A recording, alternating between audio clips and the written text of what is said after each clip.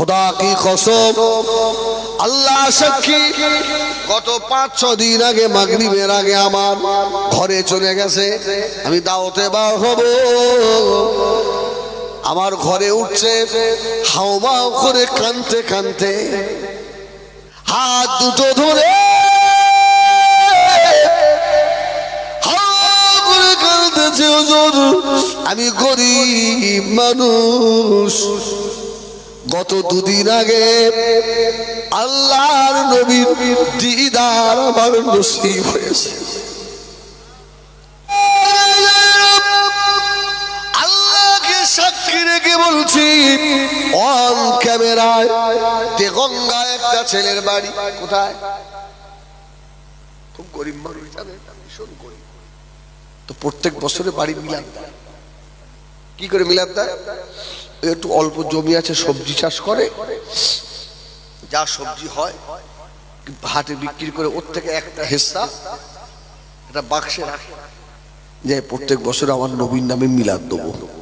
এত সাদাসিধে মানুষ। আমি আর দেগঙ্গার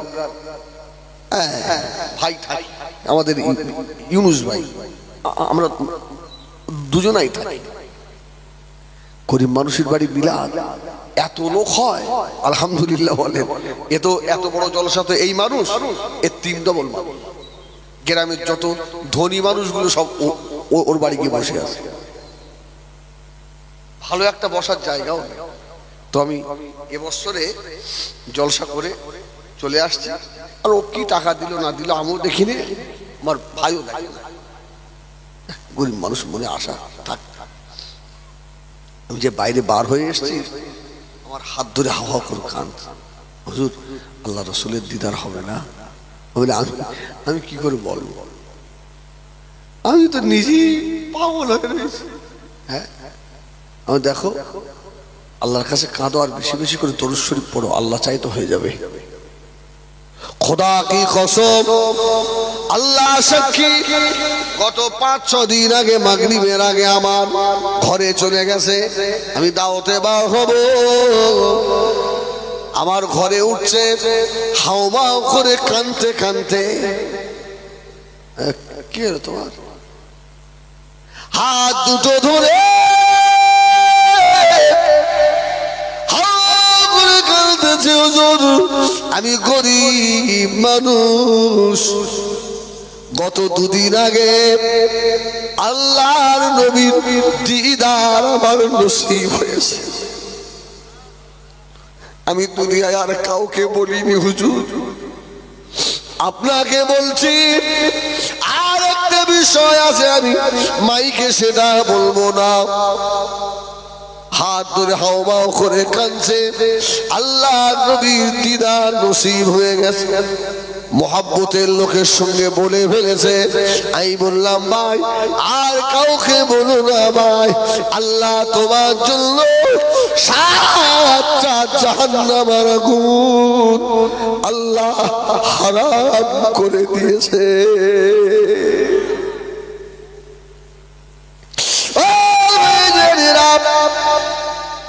একা একা বসে বসে কাঁদবেন, আল্লাহ চাইতো একদিন তকদির খুলে যাবে। আল্লাহ নবীর দিদার কোন দিন নসিব হয়ে যায়।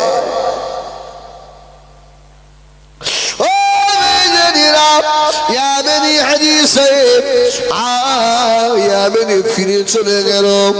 আবা ভাইজানেরা, ভাইজান সুন্নাহ বলে একটা কিতাব আছে, এই কিতাবের ভিতরে লেখা আছে, আর একজন হাজী সাহেব আল্লাহ নবী মাজারে দাঁড়িয়ে এসে কাঁদছে, নানা যান নানা যান, আপনি ইমাম হাসান হোসাইনের নানা, ওই সূত্রে আমি আপনাকে নানা বলে ডাকি।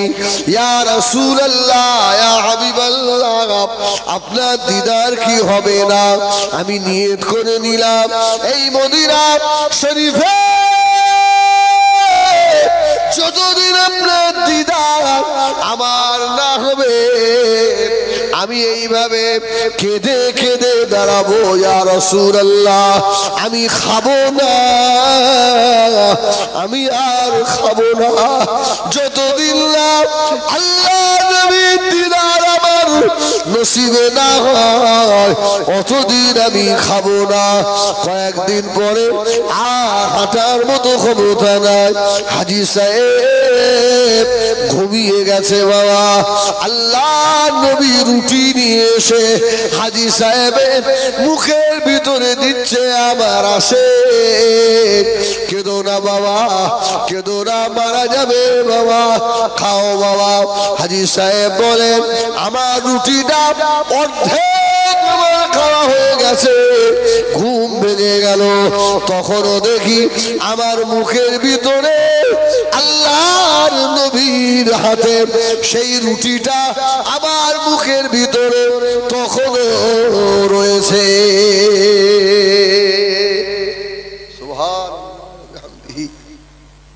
আবার হয় না, এই জন্য একবার ওই নবীর উপরে খুব মহব্বতে দরুদ পড়েন, একটু এই পাগলের কথা শোনেন, কাজ হবে ইনশাআল্লাহ, ইনশাআল্লাহ, ইনশাআল্লাহ।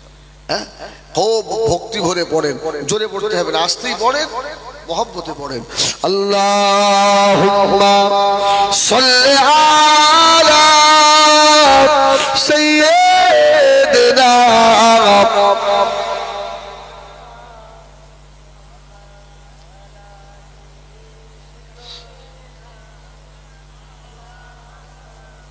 সাল্লাল্লাহু বলে সাজদা করে কাবা বাইতুল্লাহ, সুবহানাল্লাহ বলে। আমার রাসূল যখন দুনিয়ায় এসেছে কাবা শরীফ সিজদায় পড়ে যায়নি? সাল্লাল্লাহু বলে সাজদা করে কাবা বাইতুল্লাহ, যার নূরেতে ঝুঁকে পড়ে খোদার আরশ মুআল্লা। সাল্লাল্লাহু বলেন বলেন সাল্লাল্লাহু সাজদা করে কাবা বাইতুল্লাহ, যার নূরেতে ঝুঁকে পড়ে খোদার আরশ মুআল্লা। আল্লাহুম্মা সাল্লি আলা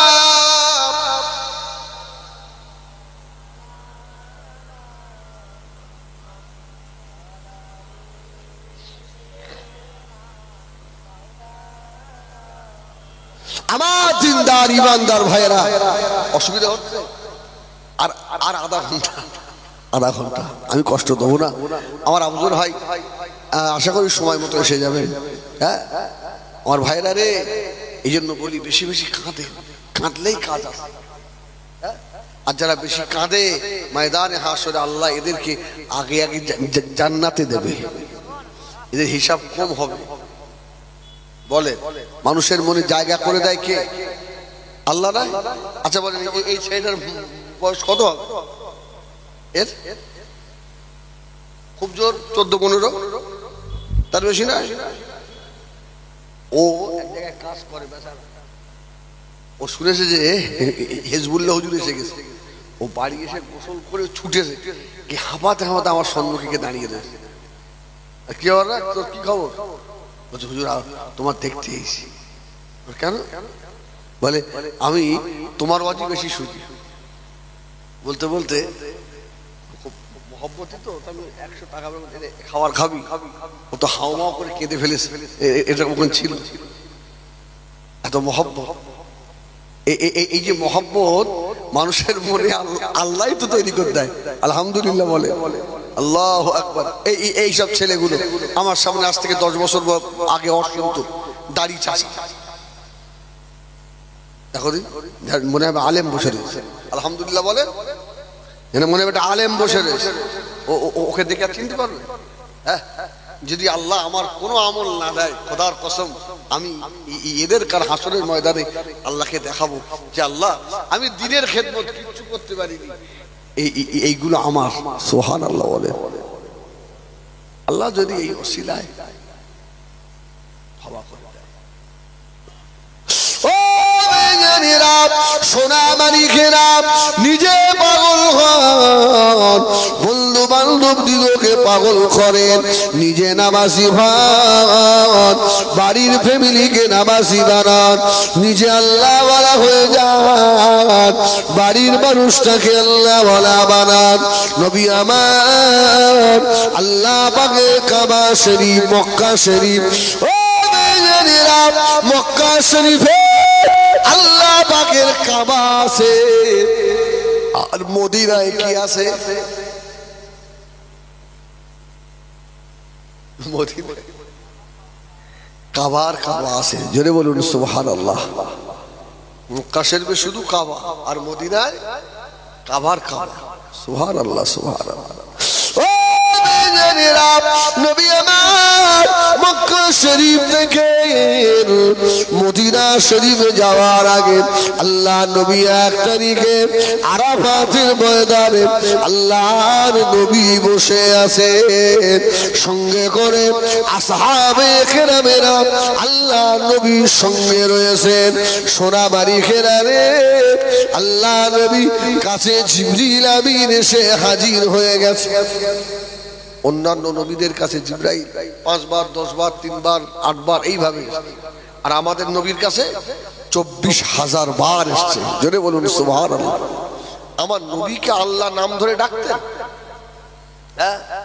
মুজাম্মিল, মুদ্দাসসির, ইয়াসিন, তাহা, এসব সম্বোধন করে করে ডেকেছে। আর জিবরাইল আমার নবীর নাম ধরে ডাকতেন। জোরে বলুন সুবহানাল্লাহ। এত গুড সম্পর্ক জিবরাইলের সঙ্গে রাসূলুল্লাহ। অনেক সময় জিবরাইল মুহাম্মদ বলে ডাকতেন আমার নবীকে। তো জিবরিল এসে বসেছে। আমার রাসূল বলছে, ভাই আখি জিবরাইল, কি খবর? হযরত জিবরাইল সালাম বললেন, ইয়া রাসূলুল্লাহ, ইয়া হাবিবাল্লাহ, আল্লাহ পাক আমাকে পাঠিয়েছেন আপনার কাছে। ইয়া রাসূলুল্লাহ, ইয়া হাবিবাল্লাহ, ছোট বয়সে তায়েব গেছিলেন, আল্লাহ পাক আর একবার আপনাকে তায়েব পাঠাবে। জোরে বলুন সুবহানাল্লাহ। যেই তায়েফের কথা বলেছে আমার রাসূল জিবরাইলকে বলছে, ভাই আখি জিবরাইল, সেই তায়েফ। আহা, আমার ভাইয়েরা, সোনা মারি খেরা, নবী আমার জিবরাইলের দিকে তাকিয়ে বললেন, ভাই আখি, ও ভাই আখি জিবরাইল, আপনাকে আজকে যেন কেমন কেমন লাগছে। জোরে বলবেন না সুবহানাল্লাহ। অসুবিধা হচ্ছে নাকি? আমি ছেড়ে দেবো? আল্লাহু আকবার। ছেড়ে দিয়ে যাবেন কোথায়? কোনো উপায় নেই। আল্লাহু আকবার বলে। রাসূলুল্লাহ জিবরাইলের পা থেকে মাথা পর্যন্ত দেখছে, ভাই আখি জিবরাইল, আহা, আজকে যেন কেমন কেমন ভাব। ইয়া রাসূলুল্লাহ, ইয়া হাবিবাল্লাহ, আল্লাহ আমাকে পাঠিয়েছেন, আল্লাহ আমাকে বলে দিয়েছেন, হে জিবরাইল সালাম, আমার হাবিবকে একবার গিয়ে বলুন, তায়েববাসীরা সব মূর্তি পূজায় লিপ্ত হয়ে গেল। তায়েববাসীরা দিন থেকে দূরে সরে যাচ্ছে। ও জিবরাইল সালাম, আমার হাবিবকে গিয়ে বলুন, আমার হাবিব যেন আর একবার তায়েফের জমিনে চলে যায়। জোরে বলুন সুবহানাল্লাহ। এই তাবলীগ করেন, গ্রামে করেন কি? তাবলীগ করেন, নিজের ফ্যামিলিতে করেন। সুবহানাল্লাহ বলেন, সুবহানাল্লাহ। খারাপ বললাম না? যদি তাবলীগ বলেন, সব থেকে বড় তাবলীগ মুজাদ্দিদে জামান দাদা হুজুর রাহমাতুল্লাহ আলাইহি। সুবহানাল্লাহ বলেন, সুবহানাল্লাহ। আজকে অনেক দল মত পথ, কিন্তু এই বাগান তো সাফ করেছেন মুজাদ্দিদুজ জামান দাদা হুজুর পীর কেবলা রাহমাতুল্লাহ আলাইহি। যে যদি কেউ দাদা পীরকে অস্বীকার করে, আমি হিজবুল্লাহ তাকে বলতে পারি, তুমি নেমো খারাম, আর অন্য কিছু নয়। তোমাকে দাদা পীর তোমার ভালো লাগতে পারে, নাও লাগতে পারে, তোমার ব্যক্তিগত ব্যাপার। ফুরফুরায় তুমি যেতেও পারো নাও পারো, তোমার ব্যক্তিগত ব্যাপার, কিন্তু তোমার এটা স্বীকার করতে হবে এই বাংলাকে সাফ, ওই জঙ্গল সাফ করেছেন ফুরফুরার আবু বকর। জোরে বলুন সুবহানাল্লাহ। এই জন্য আমি বলি, অনেক জলসায় বলেছি, বাংলার মানুষের কাছে ফুরফুরার পীর সাহেবরা পাওনাদার। আপনি যাই ইসালে সবে গে পীর সাহেবদের সামনে টাকার বস্তা, অনেক কি আমার টাকা, ভালো ব্যবসা খুলেছি, ভালো ব্যবসা খুলে এরম বলে না। তা তুমি একটা ওরম করে বসে দেখো দিন তোমার কজন দেয়, তোমার দেবে কেউ? টাকা দেওয়ার দূরে যাক, তোর হাতে কেউ জুতোটা খুলে ওঠে না। আল্লাহ যাদের ইজ্জত দিয়েছে তারা ইজ্জতের হকদার হয়েছে, তোমার এত দুঃখ হবে কেন? আল্লাহ তোমাকেও নেই, তুমিও পেয়ে যাও। এই আল্লাহু আকবার। এখনো বাংলার জমিনে আমরা আপনার ওই আপনার কুরাইশ বংশকে পাই, সুবহানাল্লাহ বলে, এটাই বড় নসিব। কে কি করলো ও সব আমার দেখার দরকার নেই। আমি আমি আমি দিনের লাইনে কথা বলবো, ঠিক কিনা ভুল বলেন আমার ভাইয়েরা? এই জন্য ফুরফুরা শরীফের ইসালে সবে গিয়ে ভালো করে দেখবেন, হাজার হাজার তবলিগরা গিয়ে বসে থাকে, একটা দুটো নয়, হাজার হাজার। আমি তখনকার ছাত্র, আমি জানি লম্বা টুপি, গোল টুপি, হ্যাঁ, বড় বড় ফাড়া জামা, তাই কি হয়েছে? গিয়ে সব দাদা হুজুরের মাজার জিয়ারত, অসুবিধা কি? ওরা জানে যে এই বাগান মুজাদ্দেদে জামানের বাগান, সুবহানাল্লাহ বলে। হ্যাঁ, এই জন্য আমি মনে করি ফুরফুরার পীর সাহেবরা আমাদের কাছে সারা জীবনের হকদার, ওরা পাওনাদার। ওদের যখন টাকা বই বই দিয়ে আসতে হবে, তুমি যতই হিংসা করো ইসলে সব আস্তে আস্তে এত লোক বাড়বে, তোমার মাথায় কাজ করবে না। আল্লাহ যারা আল্লাহর হয়ে গিয়েছে, আল্লাহ তাদের হয়ে গেছে, পরিষ্কার। আমার ভাইজানেরা, সোনা মানিকেরা, অসুবিধা হলো হলেও কি হবে, কিছু করার দিত। ভাইরে মারবে, মারে, অসুবিধা নেই, আমি ভাই তো, ভাই মেরে আপনি কাঁদবেন। ও নবী আমার দুনিয়ার বাদশাহ হাবিবুল্লাহ জনাবে মুহাম্মদুর রাসূলুল্লাহ সাল্লাল্লাহু আলাইহি ওয়াসাল্লাম হযরতে জিবরাইলের পা থেকে মাথা পর্যন্ত দেখছেন। ও ভাই জিবরাইল, আজকে কেমন কেমন জানি লাগে। জিবরাইল বললেন, ইয়া রাসূলুল্লাহ, ইয়া হাবিবাল্লাহ, আল্লাহ আপনাকে আর একবার তায়েব নগরীতে যেতে বলেছে। আল্লাহ নবী তাকালে, ও জিবরাইল আজকে এমন কেন? সুবহানাল্লাহ বলে। আমার রাসূলকে জিবরিল বলছে, ইয়া রাসূলুল্লাহ, পায়ের দিকে তাকালেন, পাকেরা। আল্লাহ নবী বললেন, আখি জিবরাইল, আপনার পা যেন আজকে জাফরানি রং লাগানো। জোরে বলুন সুবহানাল্লাহ। হযরতে জিবরাইল জবাব দিলেন, ইয়া রাসূলুল্লাহ, ইয়া হাবিবাল্লাহ, আমি বছরে দুবার এত সুন্দর সেজে জাফরানি পা দিয়ে বছরে দুবার দুনিয়ায় আসি। আল্লাহ নবী বললেন, ভাই জিবরাইল রে, আরেকটা কল দিন। হযরত জিবরাইল বললেন, ইয়া রাসূলুল্লাহ, ইয়া হাবিবাল্লাহ, আরেকটা দিন হলো লাইলাতুল কদরের রাতে। জোরে বলুন, মারবে নাকি? আল্লাহ, এই আর কোন রাতে? লাইলাতুল কদরের রাত। ইয়া রাসূলুল্লাহ, আরাফাতের দিন লাইলাতুল কদর, এই দুটো দিন আমি ভালো সেজে গুজে আসি, জাফরানি পা নিয়ে দুনিয়ায় আসি। আল্লাহ নবী বলেছিলেন, ও নাজিবা সালাম, আর দেরি করবো না, আমি রাসূলুল্লাহ এখন তায়েফের দিকে রওনা হব। সাহাবীদের বললে, বাবা সাহাবীরা রেডি হয়ে যাও বাবা। সব সাহাবীরা রেডি হয়ে গেলেন। নবী আমার তায়েফের রাস্তায় হচ্ছেন, আর ছোটবেলার স্মৃতি মনে পড়ছে। হারে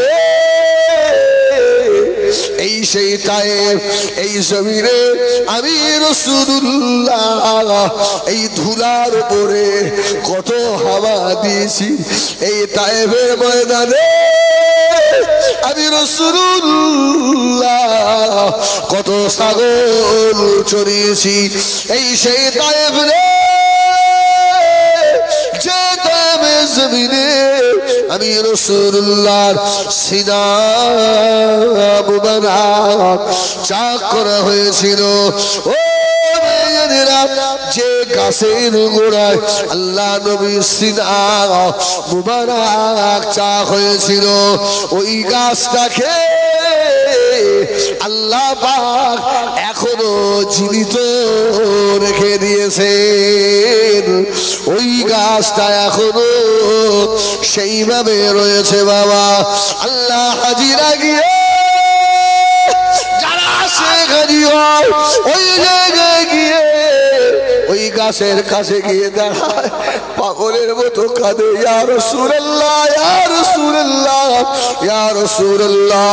এই পাহাড়ের পাদদেশে আমার নবীকে জিবরাইল শুইয়ে ফেলে দিয়ে আল্লাহ নবীর বুক চিরে ফেলেছিল।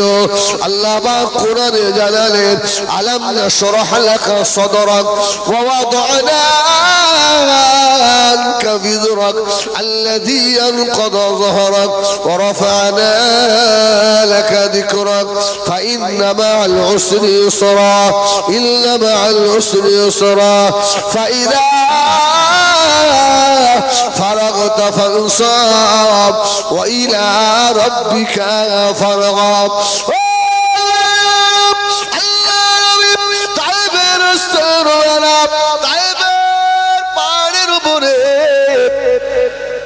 এক বৃদ্ধ মানুষ চুপ করে দাঁড়িয়ে রয়েছে।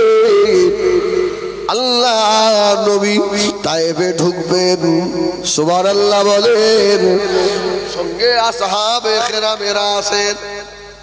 ও মেয়েরা,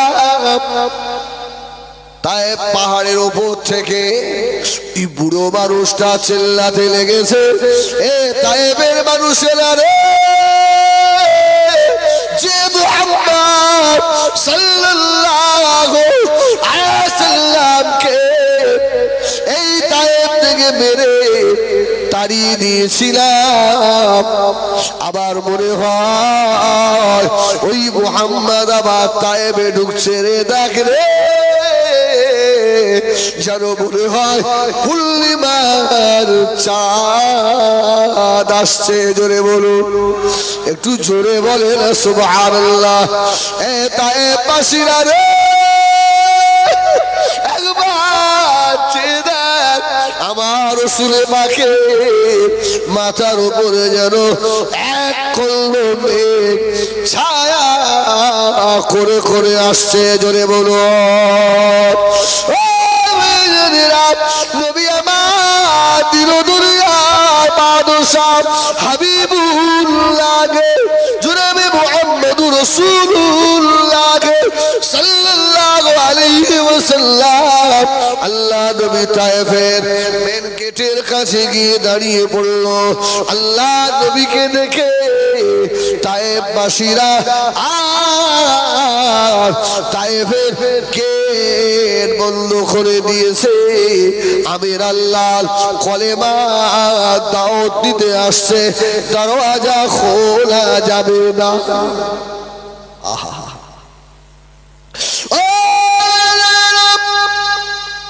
এই সমাজে এমন কিছু মানুষ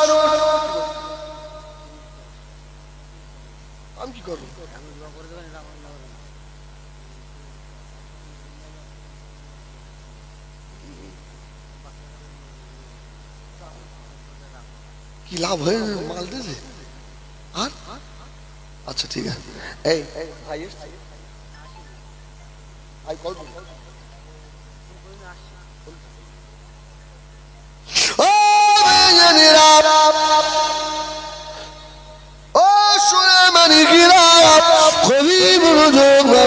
আল্লাহ নবী দিন দুনিয়া বাদশাহ হাবিবুল্লাহ জনাবে মুহাম্মদুর রাসূলুল্লাহ সাল্লাল্লাহু আলাইহি ওয়াসাল্লাম।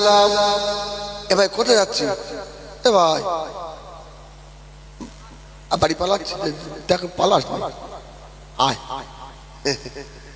আল্লাহু আকবার বলেন, আল্লাহু আকবার বলেন, আল্লাহু আকবার।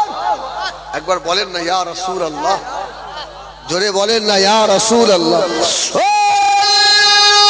আল্লাহ নবী তায়েফের গেটের কাছে গিয়ে চুপ করে দাঁড়িয়ে পড়েছে, দরওয়াজা বন্ধ হয়ে গেল। এখনো এই প্রকৃতির মানুষ কিছু আছে না নাই? আছে না? জলসার জন্য চাঁদা আনতে গিয়েছে, দেখে ও সে আসছে, দরজা বন্ধ করে চুপ করে শুয়ে পড়ে। কেউ হয়তো মুসল্লি মসজিদ থেকে নামাজ পড়ে ফিরছে, ওর স্বভাব মানুষ দেখলেই শুধু নামাজের কথা বলা। আমাদের এই মুরব্বীর কথাই যুবক ছেলেগুলো দেখবে রাস্তা ধার থেকে পালাচ্ছে, এই ওই সেই চাচা আসছে, এক্ষুনি বলবে তোরা নামাজ পড়বি, লুকিয়ে পড়ে। এমন কোনো ছেলে আছে না?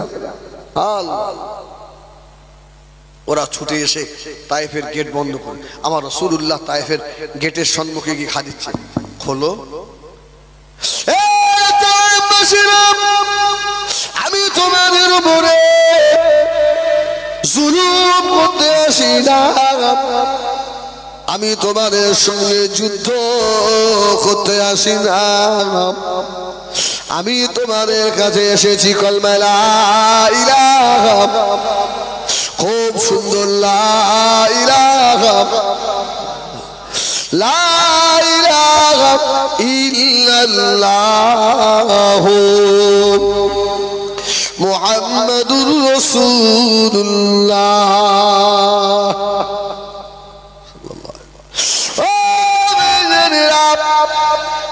একদিন দুদিন কম বেশি 21টা দিন ওরা তায়েফের গেট খুললো না, আল্লাহ নবীকে ঢুকতে দেবেন না, নবী তো আসবেন না। একজন মানুষ যদি কলমা ওয়ালা হয়ে যায়, একজন যদি নামাজি হয়ে যায়, জাহান্নাম থেকে বেঁচে যাবে। 21 দিন ধরে আল্লাহ নবী তায়েফের গেটের কাছে দাঁড়িয়ে আযানের সময় হয়ে গেলে আল্লাহ নবী সাহাবীদের বলে, বাবা সাহাবীরা আযান দিয়ে দাও, আমি রাসূলুল্লাহ তায়েফের গেটে পাশে দাঁড়িয়ে নামাজ আদায় করবো। বড় কষ্ট লাগে রে, তোর নবী না খেয়ে না খেয়ে, খাজুর খেয়ে বাড়ি খেয়ে খাজুর খেয়ে রাত্রে থাকা জায়গায় নয়, আল্লাহ নবী মরুভূমির মাঝখানে দাঁড়িয়ে নামাজ আদায় করলো। ওই নবীর উম্মতেরা মসজিদের পাশে বাড়ি, আল্লাহর ঘরের আওয়াজ কানে যায় না রে। মুসলমানের ছেলেরা, আমি হিজবুল্লাহ তোদের পা ধরে বলি, আমার দয়াল নবীকে আর কষ্ট দিবি না রে। তোদের ব্যবহারে আমার নবী মদিনার রওজায় শুয়ে শুয়ে কাঁদে। এ বেনামাজি রে, আল্লাহ নবী যদি সেদিন বলে দেয় সোহকান আমি তোকে চিনি না,